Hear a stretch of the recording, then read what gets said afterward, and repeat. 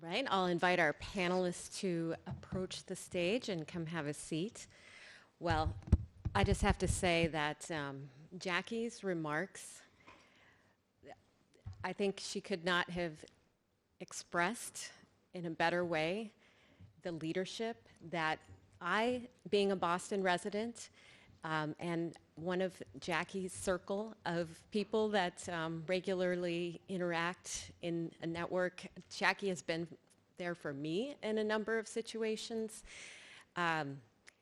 Everything she said, just, it's who she is, and we are just so lucky to have her in leadership roles in Boston. That she's very, she's being a little bit, though, I think, not saying just how big of a leadership role she has. NUI is an organization that Jackie has been president of.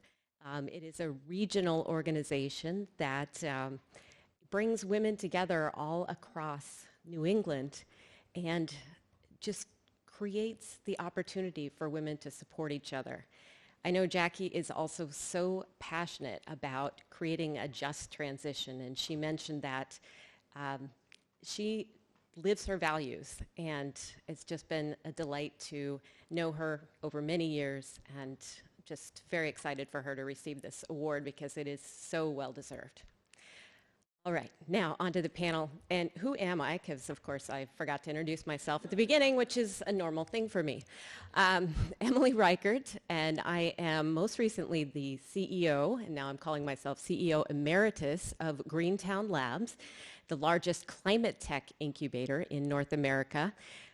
Greentown Labs is based not only in this area, Somerville, Massachusetts, right up the road, but also expanded to Houston, Texas. And I spent the last 10 years building that organization, and it is because of that that I have a special interest in this particular topic.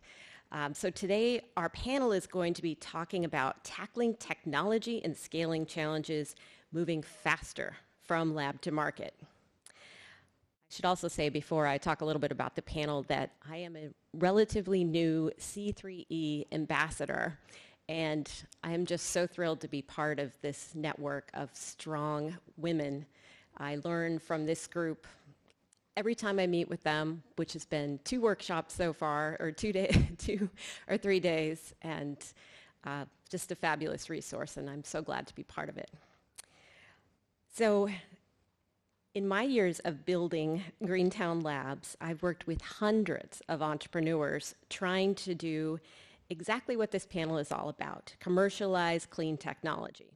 And let me tell you, it is not for the faint of heart. So the folks up here today are going to tell you some stories.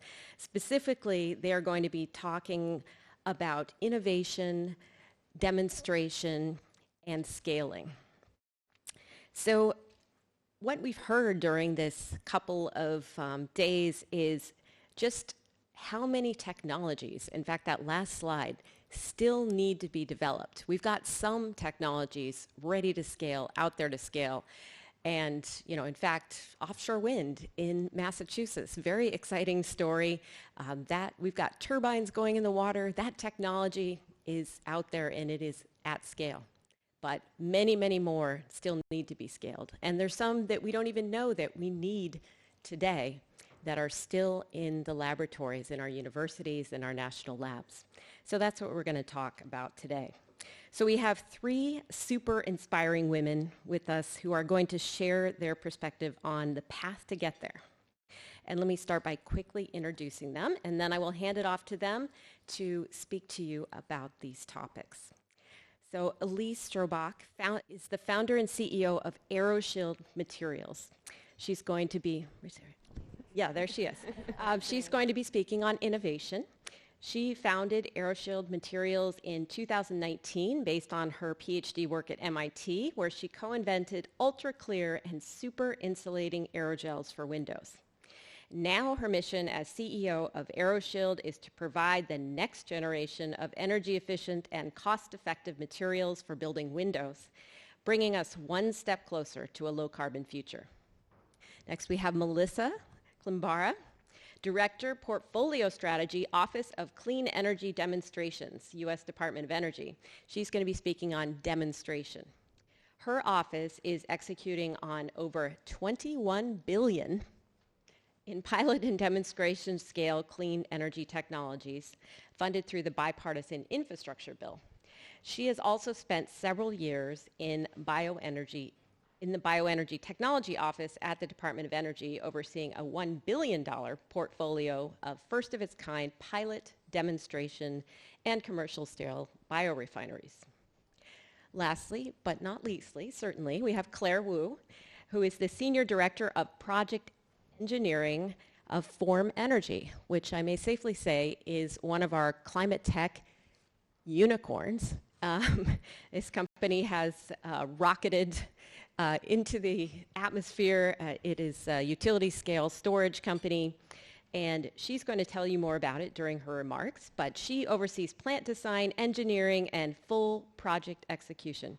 She has specialized in the integration of commercial and utility-scale battery-based energy storage systems while working at Bosch and NRG, for example.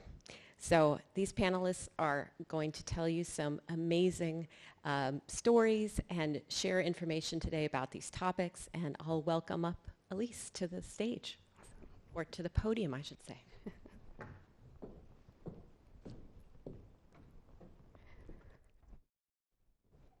Great. Well, thank you, Emily, and excited to be here today. So good morning. My name is Elise Strobach, and I'm the CEO, founder, and inventor of AeroShield Materials. And AeroShield's mission is to manufacture a material that can cut energy losses through our building windows in half. So as Emily mentioned as part of my introduction, I actually studied this novel aerogel material during my PhD in mechanical engineering here at MIT. And that was really where I got the first taste of this transition from researcher to entrepreneurship.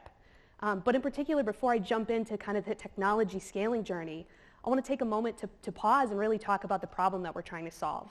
And that's because when we talk about innovation, really the technology and the research is invention until it's motivated to be applied somewhere or to solve a problem. And so for AeroShield, the mission that's really important is addressing this carbon emissions and embodied carbon problems that we have with our buildings. In particular, more than a third of emissions and embodied carbon is in our built infrastructure. And when we think about windows, I think it's great to think about the comfort and having nice big views. Those things are really important to adopting new technologies. But really, our windows have a bigger problem than that. It's $40 billion in energy loss every year in the United States that goes right out those windows. We don't have materials today that can solve this problem. And so we just let it get bigger. And so that's really where, I wouldn't be standing here today, and AeroShield wouldn't be the team that it is working on an important problem without this focus on taking this technology, this material that we had, this nanoporous aerogel. It didn't really matter, it didn't really have focus, and it didn't really have speed towards impact until we really started to understand that problem. And so that's really where I wanted to kind of start my journey here today is, AeroShield was founded in 2019 and has spent the past 4 years growing from 3 founders to we've got about just under 20 full-time, going to be moving into a pilot facility next year, all these great things that, my fellow panelists will speak to in terms of things we have to come in demonstration and scaling. But in terms of the innovation, it really was this problem that pulled this technology out of the lab. And that really started with trying to understand that it was more than just something that a cool material could solve.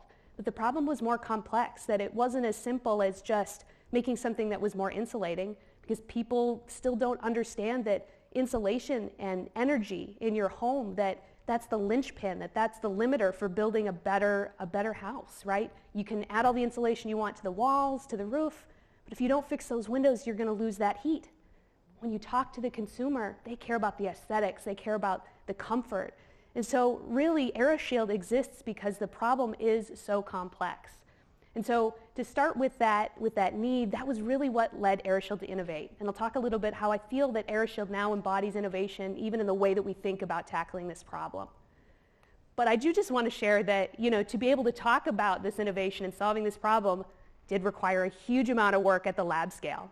So even before AeroShield was founded, there were about 6 years of me and a couple of other PhD students working on trying to understand this material.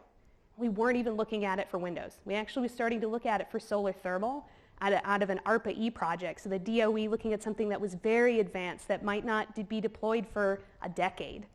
And so what ended up happening is as we, the researchers, got into executing, to actually working on this research project, we started to uncover things about the material that were maybe obvious, but not flashbulb moments. It wasn't like we went from, this picture of these aerogel samples here, this transparent form of glass that wasn't always transparent. We didn't make this leap from something that was super insulating but really opaque to something that was clear and insulating and ready for a window.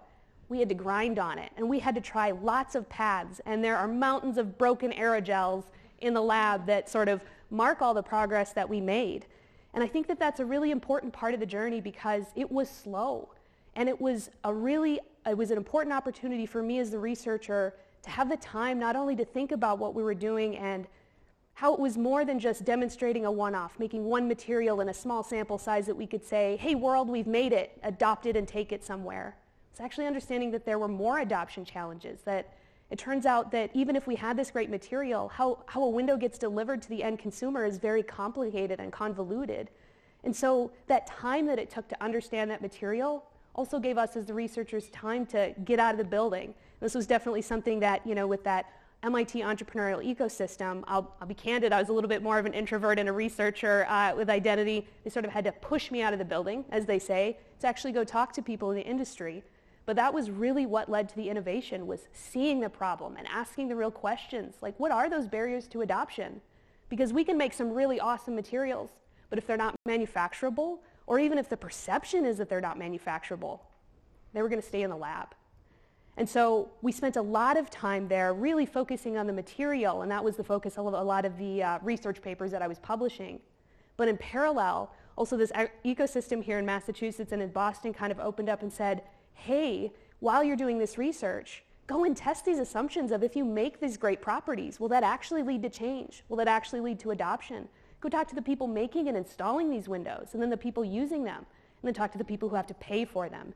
And all these things come together and informed the direction that we went in the research halfway through, made a pivotal transformation.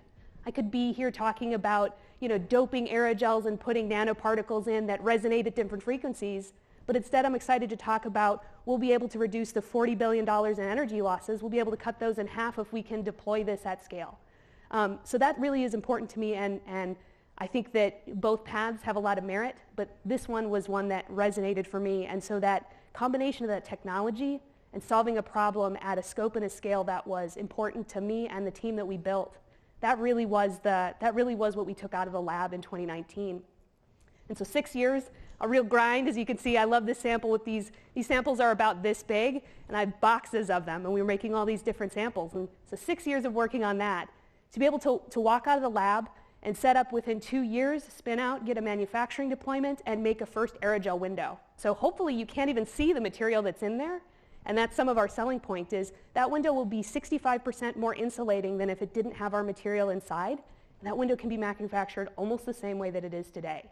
So when we think about these barriers of adoption, that window looks like something I want in my home. It can have a price that can be affordable and deployable. So when we talk about the built environment and the equity, things like affordable housing that usually are the last to get some of these really robust performing windows, now we can start with them. Those can be some of our demonstration projects to start. So this is really exciting that I almost feel like even in the short journey that AeroShield has had so far, and short is a relative term, but like even there to have learned to go from 6 years to just have a couple of formulations that we felt that we could believe that solved this problem to spin out of the lab, to now we have actual windows. And I'm excited to say the industry standard size here is a 14-inch by 20, and we've survived 50,000 door slams. So, just these things that kind of fall out of these proof points, they're really exciting, and I think they mark what's to come next, which is really this demonstration and scalability. But before I come back around to that, I do want to share a little bit of more of like the personal journey that I went on as well. But I just again wanted to come back and say that it's easy for me to talk about this material that we're bringing to market, ready to integrate into the existing process, ready to deliver a lot of energy savings at a low cost. And all of that is based on this very exotic, this nanostructured material. And the interesting thing is that most of the time that we spend in terms of talking about adoption, of getting these materials integrated into buildings, of having buildings be designed with better windows from the ground up, don't come back to the thermal properties. They don't come back to sustainability. You can't even have those conversations until you have something that meets the aesthetics. So this picture here just gives you a sense of, if we hadn't innovated those 6 years of working to make this material clear, you'd be looking through a window at what looks like you might see on a hazy day, we see on one side of the picture, versus what our aerogel can bring. And so that idea of the innovation is more than just the technology, it's more than the research papers, it's actually understanding how to get that technology applied to solve the problem. And sometimes that's by, just being a human and saying, okay, if I'm going to put a window in my house and I'm going to pay more money to do it, I want it to at least look as good as the alternative windows. And so that's some of what I wanted to share from our journey in innovation, is really caring about the impact and the adoption. I think means innovating in the way that we think about tackling these problems, and making sure that we include the people and the deployment even at that early research phase when we're thinking about what does innovation really mean to be deployed. And for us, some of it is addressing those practicalities as well. So that led us to AeroShield. And so just to kind of end a little bit, I just wanted to provide a little bit of a flavor that as well, in addition to kind of this research journey, which I think is easy for me to talk about and easy to think about when we think about innovation, right? Technology coming out of MIT, finding this problem that we can solve. But the other piece that I just wanted to say is I think people also come into this innovation as well. I think, being in a room with these fantastic women, so much to learn from. And, in some ways it also reminds me that we don't have a lot of playbooks sometimes for people who look like us, or who have our values, or who have gone through the trials that we have to get where we are.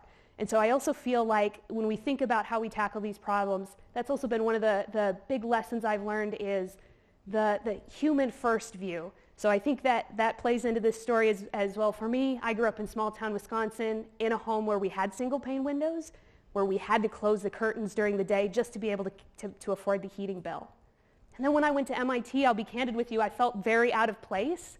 I didn't feel like I came in mechanical engineering with this great skill set. What's interesting is that I got into aerogels, and I brought things from cooking, from crafting, from molding, from picture taking. And those were some of the things that opened doors and brought new opportunities and reinvigorated me to focus on the R&D, on the impact. Got me excited when it was, in that 6-year slog and I was breaking all these materials. Those things really drew me in and connected with me. And now when I think about the team that we're building, I get to create an environment where they can do that. I get to look at the things that were hard about that 6 years of trying to develop this R&D, and I can work with my peers, my co-founders out of MIT, to create an environment where these people can have that experience and recreate it. So I think that idea that we're not only innovating in the material that we're bringing, in the way that we're thinking about solving the problem, but we're also training the next generation of young engineers and problem solvers who are going to tackle all the other problems that we know have to be part of that solution on our way to 2050. So thank you for your time. Again, very excited to be here and share a little bit of the journey. Thank you.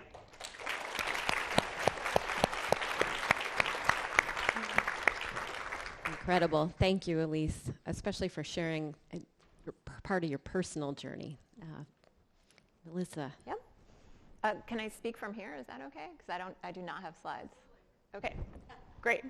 So hello everyone, I'm Melissa Klembara. I'm the Director for Portfolio Strategy in relatively new Office of Clean Energy demonstrations. We're about 2 years old at the Department of Energy. I was employee number 2 about 2 years ago, so it's been exciting to be part of this new kind of startup organization. We're now at over 200 employees, so we've grown really fast. We have actually now, with bill and IRA funding, we have $27.5 billion to do all of these amazing technologies that Sally pointed out, kind of all of the above strategy. So what I was going to do is sort of, for those of you who may not know a lot about the Office of Clean Energy demonstrations, because we've been kind of a mystery office, give you a bit of an update on kind of where we are with this $27.5 billion. And you know, all the critical thinking that has gone into kind of our mission space within the Department of Energy as well. So the Department of Energy has mostly been, most of you might know, like Office of Science and ARPA-E and more the applied offices. And then we have the Loan Programs Office. And so for many years, there's been kind of a gap in the Department of Energy's ability to do kind of large-scale demonstrations. It's been a little bit inconsistently funded. If it's been funded, it's at the kind of detriment of R&D. And so we've had these pendulum swings between, trying to do large-scale demonstrations, like I was part of in the Bioenergy Technology Office, and then balancing kind of that early science and R&D. So it's been great that they've set up this new group of offices under a new Undersecretary of Infrastructure, which the Office of Clean Energy Demonstrations is part of, to really have a focused long-term continuum for clean energy demonstrations. So right now we have about $27.5 billion. I'm going to walk through rather quickly kind of what is included in those. You may already know. Maybe you're part of teams that are applying in, which is exciting. I can't talk to you about those projects, and I can't tell you I can tell you a little bit of what's to come. But in my role as employee number 2 in OSED and portfolio strategy, so what we've been doing is kind of the strategic planning, program planning, thinking about our portfolio risks that we're willing to take. Because we're sort of after the applied offices but before loan programs office, so we're going to be taking a lot of risks, more risks than the loan programs office. These are cooperative agreements, so we're more of an equity investor in it, so there's no expectation of repayment of the loan. So we can take more of these risks to prove out these technologies in these first-of-a-kind demonstrations.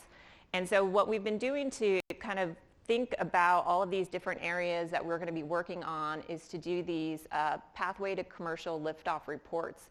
And so it's really getting the perspective of industry and investors. What is it going to take to get from where we are now, and the kind of common fact base that we're trying to develop, a fact base of where we are now with the state of technology, the challenges ahead, and what are those major key unlocks along the way to deploy this technology at scale.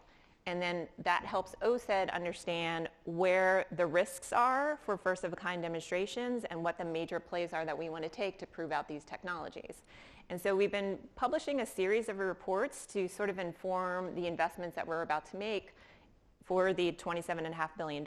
So those are on liftoff.energy.gov, and they already cover a number of areas like carbon management, so direct air capture, carbon capture, hydrogen, long-duration energy storage, advanced nuclear, as well as we just released a series of reports on industrial decarbonization, which is very key, and virtual power plants, so distributed energy resources and kind of aggregating those.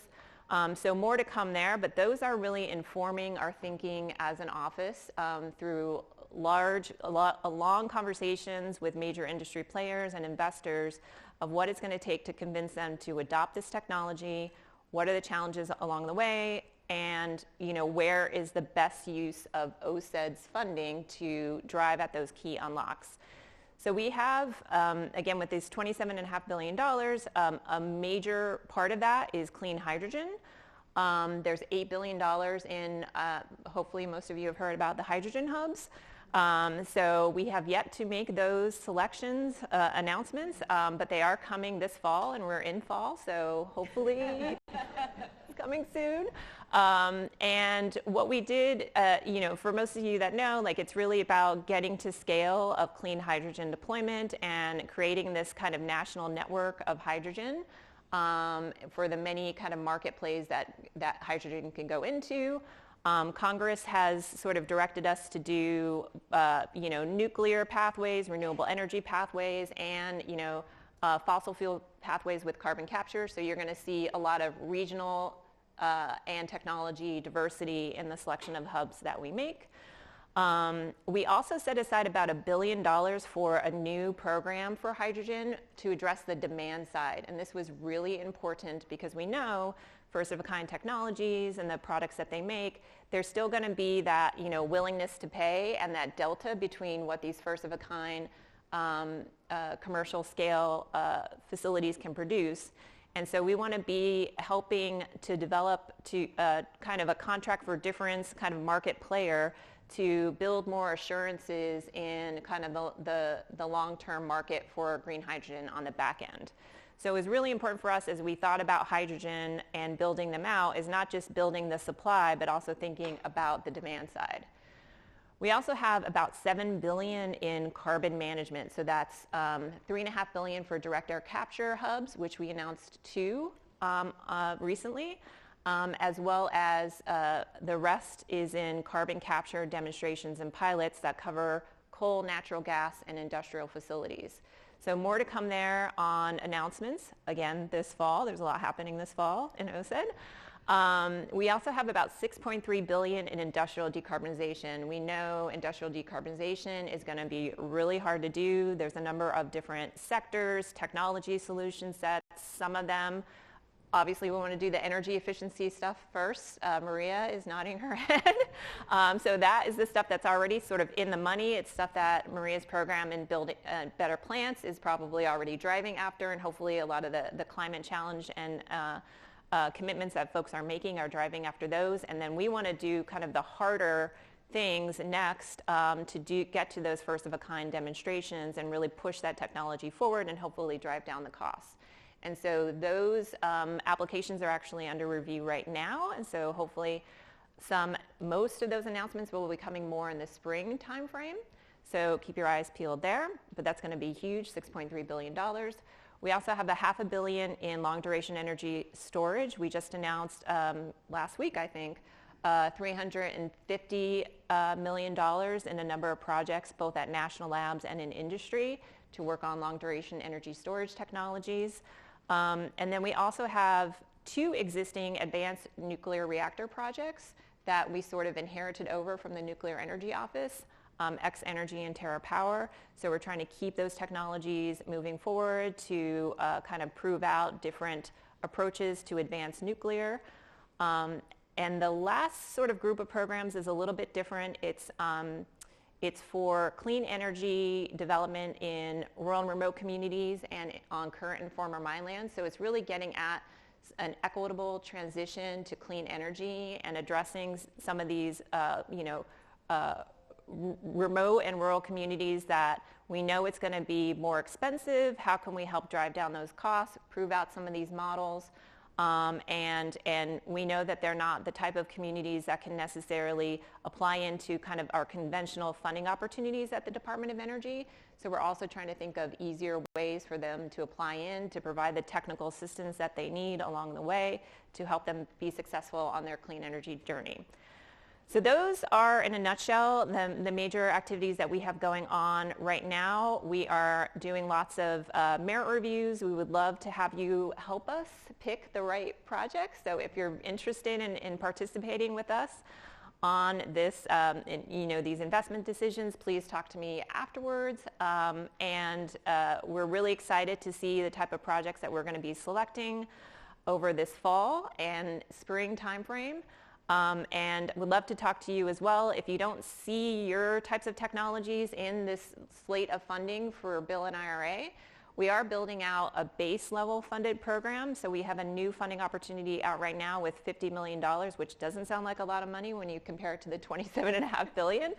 But it's for looking at almost like virtual power plants, distributed energy resources, and trying to look at how we can help decarbonize the grid through more optimizing existing assets, and as new EVs and storage and other assets come on, helping utilities and utility operators understand how to optimize these assets as we bring on other renewable and distributed energy resources and EVs along the way. So with that, I'm going to wrap up. There's a lot more to talk about in OSED, but I'll be here most of the day to talk to you about your kind of energy journey and where we can be thinking about those technologies as we build out a long-term program in the Office of Clean Energy Demonstrations. Thank you, Melissa. And in case we don't get to questions from the audience, I know Melissa from our prep call is looking for feedback on the RFPs that you've already released. Yeah. So if you are thinking of applying, but you can't ask her certain questions, I'm sure, but you can give feedback. So she's looking for that. Yeah, and if you didn't apply, sort of what held you back? Was it a difficulty in putting together the application, some of the things that we were asking for? So would love to hear that feedback. Excellent. Claire, over to you. Cool. I do have slides. I think the advancers over here.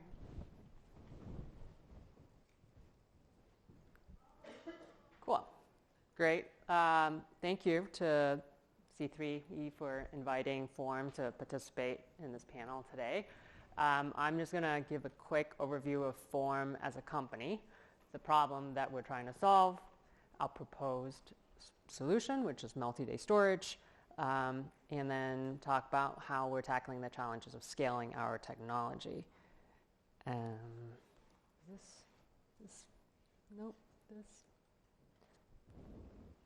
Okay. Okay. All right.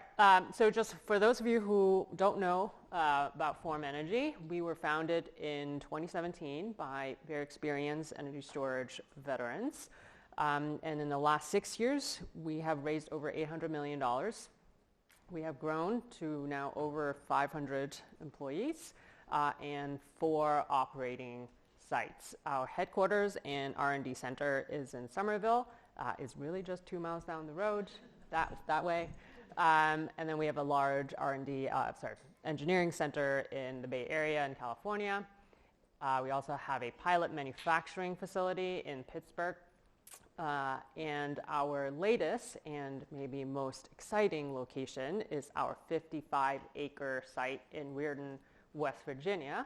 And that is the location of our first commercial scale factory that is currently under construction. So I'm not really going to talk about this too much because I think the audience here knows the challenge of the sort of general topic here today. But to really tackle climate change and truly transition to a zero carbon grid, the electric grid needs to fundamentally transform. And there are multiple challenges, but the 2 that I'm going to highlight today are, one, we are having more and more renewables on the grid, which is great. We all want that. But the problem that comes with that is the intermittency of these renewable assets, right? And that creates instability in the grid or periods of undersupply. And this intermittency issue is compounded by the second challenge, which are increasing frequency of extreme weather events, which Sally, I think this morning, has already mentioned. So thanks for doing that. And these extreme weather events are causing widespread disruption.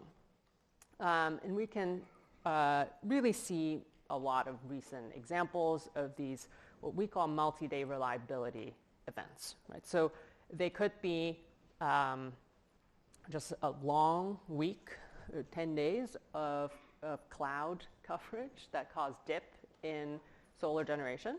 They could be days of low wind generation that cause problems in the Midwest. They could be multi-day heat waves that cause spikes in the load. Or they could be actual sort of winter storm events. One of the prime examples that our industry likes to talk about is Winter Storm Uri, which happened in 2021 in Texas and then spread to some of the Midwest. That forced a lot of fossil fuel assets to go offline, and that created a lot of capacity shortage.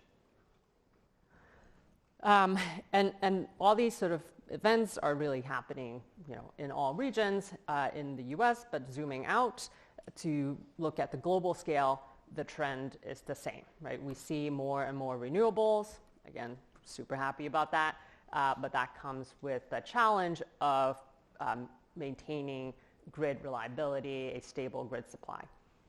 And projections, and again, I think, Sally, you showed this in this morning as well, the projection is that actually we would still be dependent on almost 5 terawatt of fossil fuel asset, gas, oil, coal asset, to essentially maintain that sort of stability on the grid. And so the opportunity that we see at Forum is the opportunity to eliminate the need for all of this fossil fuel asset to really get to a true carbon grid. And our proposed solution, and maybe the tool that we want to add to the toolbox, is multi-day storage. And the technology that we bring to that to enable multi-day storage is a iron-air battery. And we specifically designed a 100-hour battery that can essentially store a large amount of energy and be discharged over multiple days. In simple terms, an iron-air battery as a reversible rust battery. So it starts with metallic iron that we put into the battery, and we rust it by exposing it to oxygen and air, but we just use, it's really only reacting with the oxygen in the air. And then in the charge reaction, in the charge part of the cycle, rust is reversed back to form metallic iron, and we release oxygen back into the atmosphere. And it's important to note, since we're focusing on the topic of scaling, iron air was actually chosen in early days of form because of the potential of it to really scale to solve a global problem. And the particular aspects or benefits or advantages of iron air as a chemistry are listed here, but the two that I will mention are the low cost entitlement of the active material. So iron is a very, very cheap material. Air is, of course, generally free. And maybe the more important thing is that iron is globally abundant. It is actually the most abundantly mined metal in the world, and it is also mined in every single continent except Antarctica. So this graph here shows our product development journey, and we've really taken a systematic approach in how we scale up. So we start small and go big. We start in low power and go to higher power, and we start with simple architectures and go to more complex architecture. So walking through this slide from left to right, on the left here is a small iron anode that fits into a little cup. It's about this small. We made that first iron anode in early 2018. It's not actually even a full battery. It doesn't have all the components of a battery. The actual sort of full battery, the first one was made around in mid-2019. That's the second photo, and it's what we call a subscale cell that can still fit in your two hands. You can still lift it up. But that is not what our product looks like. The first kind of unit that looks like, that will kind of have the look and feel maybe of our product, is in April of 2021, we made our first full-scale cell. You cannot lift that up with your two hands. It really requires a crane. It is over 100 pounds, dry, even heavier when it's wet, or fully filled with electrolyte. And then since then, we have grown and scaled up even more in size and complexity. So what we do is we connect multiple cells electrically in series and also mechanically and electronically to make a module. That full module is about 50 cells in series. And then we connect multiple modules to make a multi-module system. All of that is tested in the lab. And most recently, earlier this year, we commissioned and deployed our first fully filled system, and that has hundreds of cells in it, multiple modules, and is integrated with all auxiliary power systems, power electronics, and a full plant control system.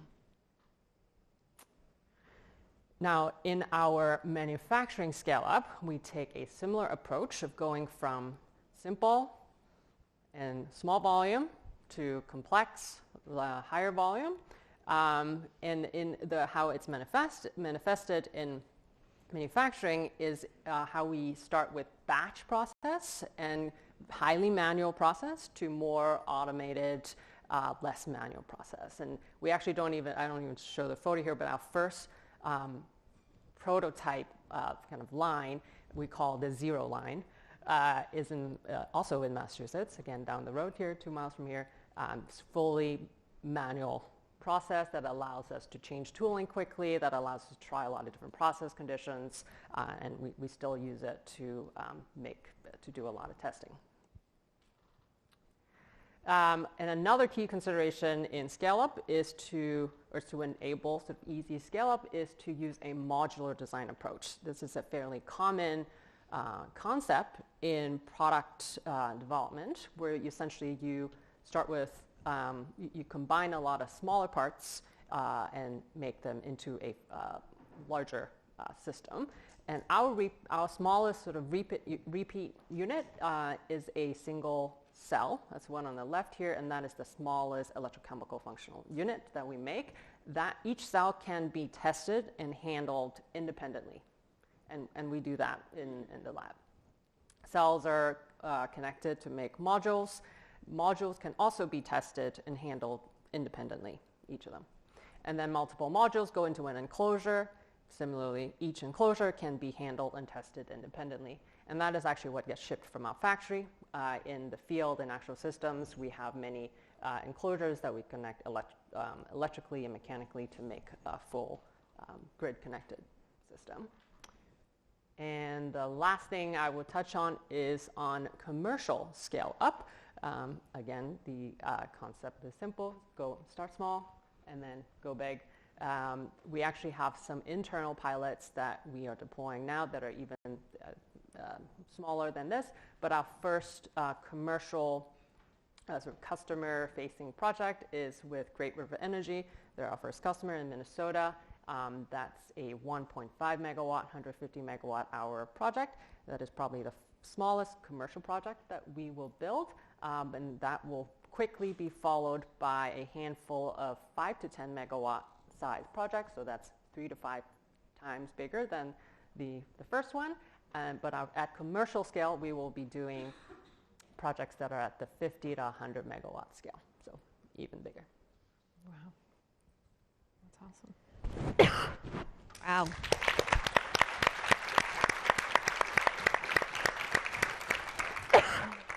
So an incredible story of scaling in such a short time. So thank you for sharing, Claire. And I now want to return to the original title of the panel, which is about moving faster from lab to market. And I'm going to return back to Elise. From the beginning, you talked to us about innovation and your journey literally from the lab, and you are on your way to market. So I was wondering if you could share with us a bit about how you were able to move quickly, like what helped you to move along, what were some of the things that were helpful to your path, and maybe also mention some of the barriers that you addressed and got over or maybe still need help with. And then I'm looking at my friend here with the demonstration in the billions. Maybe want to comment on that, and perhaps Claire as well, from the journey that Form has had. Anything that you would have advice for an earlier stage company. So Elise, we'll start with you. Yeah, no, that's a great question. I think it hits on a couple things for me, but I think two, when I look back, and not saying that I regret the journey that I've been on, but if I thought about doing it again and trying to go faster or getting to bigger impact, I think one is definitely, like really early on, I was very resistant to taking on the entrepreneurial identity. I think I had this perception of what it was, and I was a researcher. Like, I wanted to be the one in the lab. I didn't want to have to go out and talk to people. And even when we started to make progress there, and actually started to hear that not only were the people in the industry, like they were talking about the things I was working on. It was actually a really good conversation. So getting over that, but even once we had that information, saw that connection, I can think of about 2 years before actually defending for my thesis and spinning the technology out of the lab, was sort of that realization that I think they actually need me to do this, right? And that's sort of a weird moment. And obviously, like, had a huge team, had a lot of support. Wasn't like it was just me, but I think that looking at it and saying nobody else is in a position and has all this information to care and can see that it's more than just the technology. Like, even the people, the grants that we were operating under, they were looking holistically and trying to incentivize us to find that path. But nobody told me, like, if you want this solved, you have to go do it. And so I probably wasted 2 or 3 years just kind of fighting that, taking ownership of it, and taking, I think, a more effective path to that outcome.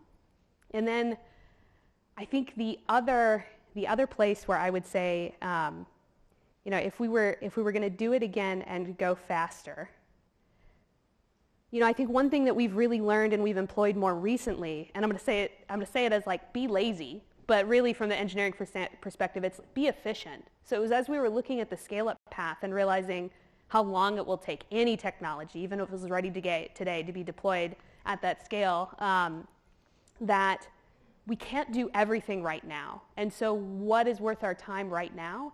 And there's two parts with it, whether you're talking about laziness or efficiency, but one was be empowered to pick what we felt was important. If there were 10 major risks that were coming, and we knew that 8 of them were really tough, but 2 of them were really not understood, most of the time the general public or investors in particular would see the 8 that we said, well, those are tough, but they've been solved in other ways, and we could probably just take that playbook later when we need it.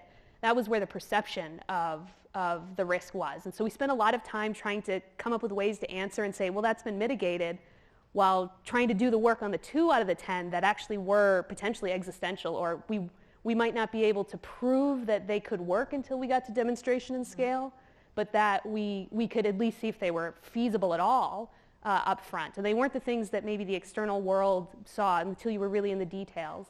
And so I think if we could have even gone back from the beginning and been more effective and said, even if it meant we weren't going to get this particular grant, we think that this is the way that the work needs to be done. I think that was something, one, feeling free to know that there's probably no one right way, so we should pick the one that we're motivated to sink our teeth into. And then to, again, be really efficient, whether that's with our time, with our resources, or just with the feasibility. Sometimes there's just the mental, we don't have to take the biggest problem first, but we might want to take the one that motivates us. So I think being really strategic in how we tackle things, I think that helped save us time as we sort of spun out of the university, but definitely could see how doing more of that and empowering that really productive work path would definitely have saved us some time. So you would have a lot to tell entrepreneurs that are coming out of the lab, sharing your experiences, especially, I would think, female entrepreneurs, who I thought it was very interesting when you said it took me a while to get that hat on, that I was the entrepreneur, and I kind of wonder if that is something that, because we don't have as many role models or, obvious, this is the leader, and this is what this looks like. I mean, I know, at least when I got into entrepreneurship and leading Greentown Labs, my vision of what an entrepreneur looked like was Mark Zuckerberg, right? And it did not look like, me. And so I'm curious, how did you get over that? Was there a catalyst for you in terms of thinking about kind of trusting yourself to be that entrepreneur? Yeah, that's a great question. And I think you hit on that sort of mentorship and role model. I think that was definitely a huge one of just having a volume, enough people say you can do this in different ways, and having it, whether it was as simple as coming to an event like this and talking to somebody who's like you, Emily, even giving me some advice that was really important around, hey, this might look a little different, so feel free to try something new. I think having those little nudges of you're not wrong, you're just different, and having that come in all different form factors, and I needed a waterfall of it. I needed a lot of it to be able to even begin to internalize that. So it definitely was not alone. I needed a lot of help. Yeah. And I think that we're lucky that in this room there is so much help. There are so many successful entrepreneur women. So I think that part of what we are trying to do here at C3E is make those connections, and especially to provide that opportunity for mentoring to take place. And I think there is something kind of special about having the advice and counsel of a woman that has gone through it, because you do face different things. And we heard that from our award winner, Jackie, as well. So do you want to talk, Melissa, a little bit about, I think you talked about these reports that you are expecting to put out, Pathway to Commercial Liftoff reports. And I'm wondering if probably some of these things are already happening in the background, maybe you're already starting to write those reports or think about them. like, what are some of the things that you are already seeing as challenges or barriers to moving fast, and maybe what are some of the points that you're seeing as, wow, we can really help this move faster? Yeah, well, we have a series of reports already out in the areas of hydrogen, long-duration energy storage, advanced nuclear, and carbon management, as well as a series we just released, I think, about a week ago in industrial decarb, and then we did deep dives into chemical and refinery space and cement. And we also released a report on virtual power plants. And so these reports have been really going through this exercise over the past year and a half or so of really even within the Department of Energy, of trying to get to a common kind of fact base of like, what is the state of technology? What are the major disruptive technology solutions out there? What are the challenges to actually scaling these?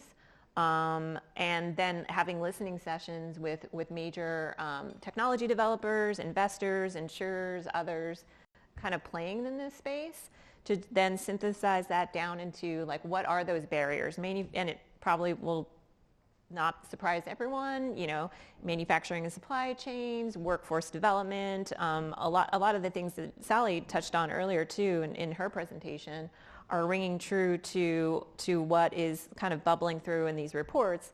But that sort of helped us kind of as we're going into these writing the funding opportunities, and then we're doing a lot of these in-person interviews with the top teams, and sort of how we're asking them questions, things that we wanted to see in their applications, but then key questions that we're asking them to make sure that they've thought through all of these kind of, not just the technology readiness, but some of the other kind of commercial adoption readiness and risks that they're facing, and how their team and project is really set up to overcome those challenges, to help us make really informed decisions about the teams that are most ready, because we want to really move at the pace.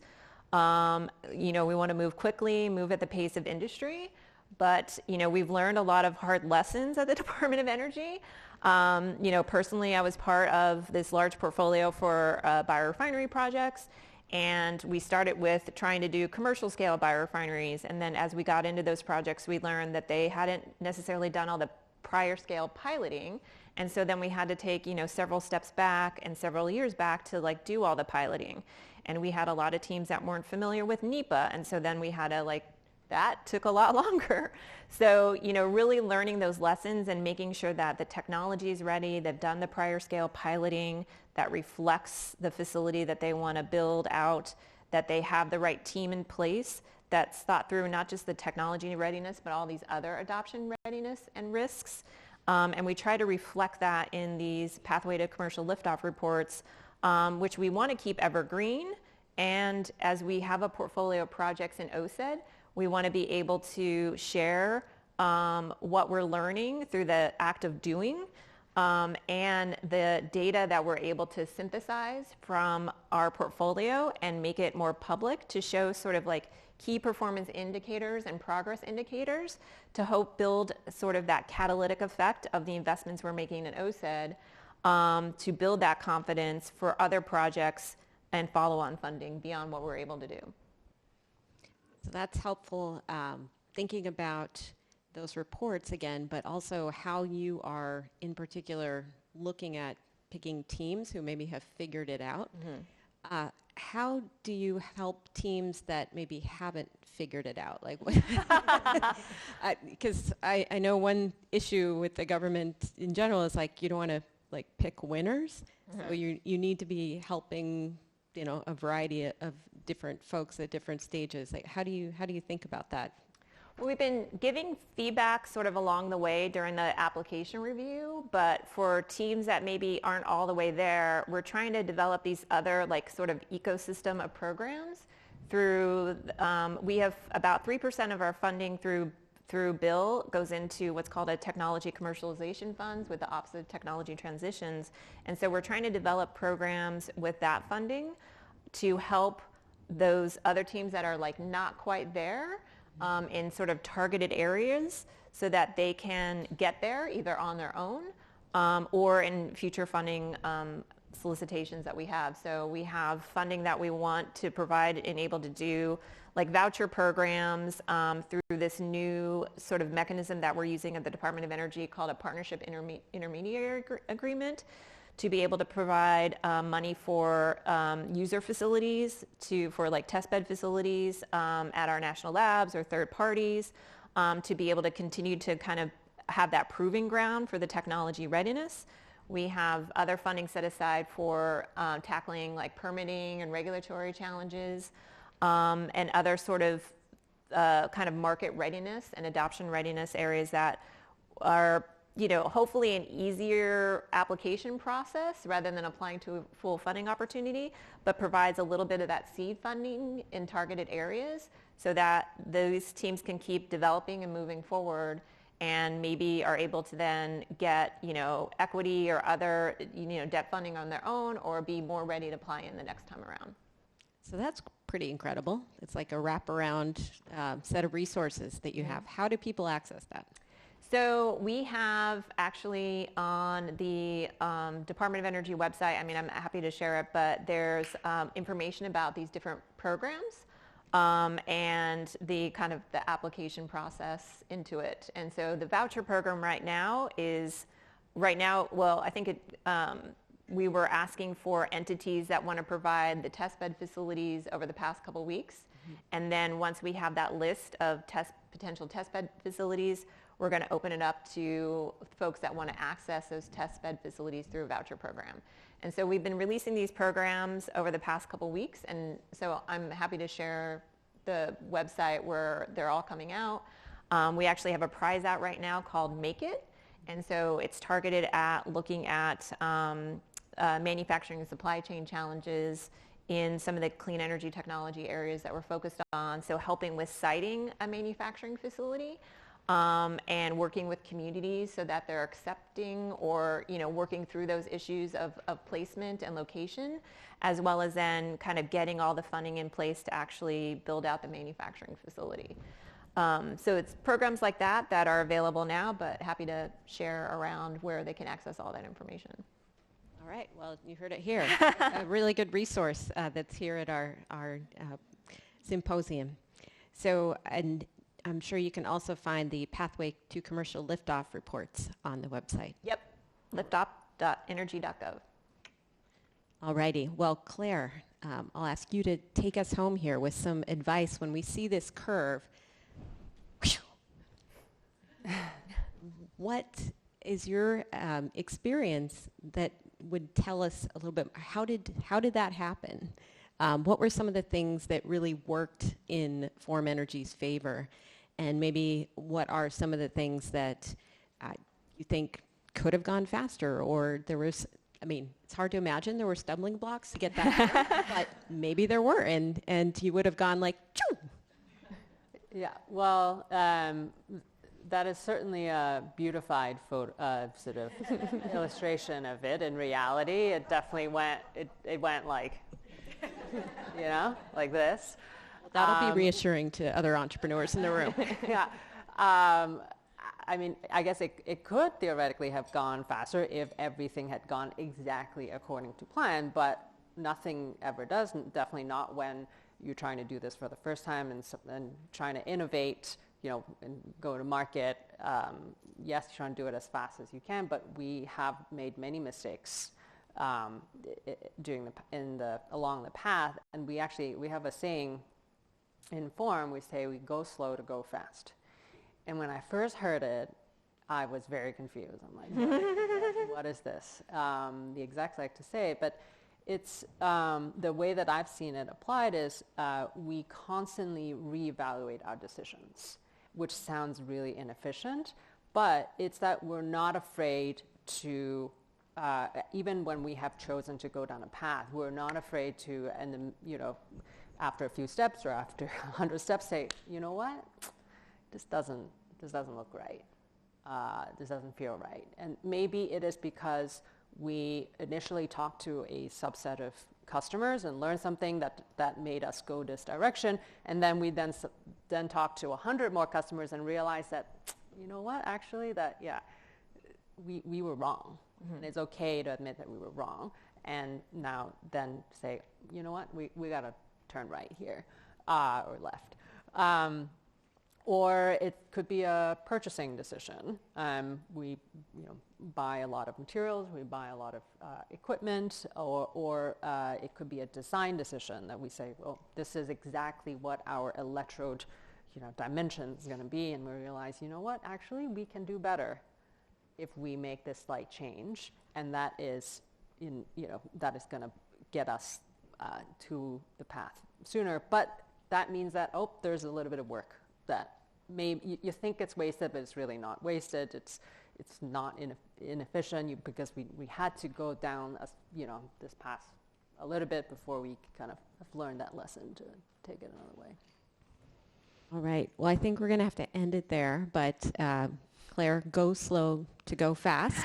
I think we can all take that to live by in our careers, our lives, and our entrepreneurship journeys. So thank you all to our panelists for sharing today, and really glad again to be able to bring these folks together and all of you together to be part of this amazing network of women that we are lucky to have. And thank you. On behalf of our panelists, let's thank them.